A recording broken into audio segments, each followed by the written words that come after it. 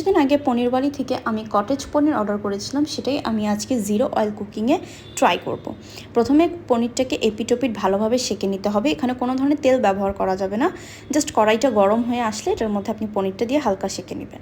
দেন ওটার মধ্যে আমি দিয়ে দিব জিরা, এবং জিরাটা হালকা কালার চেঞ্জ হয়ে আসলে ওটার মধ্যে দিয়ে দিতে হবে পেঁয়াজ কুচি, এবং পেঁয়াজ এবং জিরাটাকে খুবই ভালো মতো রান্না করতে হবে।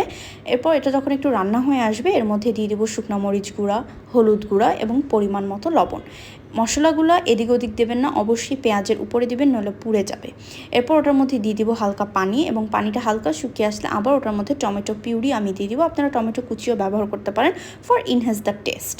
এরপর ভালো মতো রান্না হয়ে আসলে এটার মধ্যে আবার একটু পানি অ্যাড করে পনিরগুলো আপনি অ্যাড করে দেবেন যেটা আপনি ভেজে রেখেছেন। এরপর এটাকে ছেড়ে দিতে হবে, এটা নিজে নিজেই রান্না হয়ে যাবে।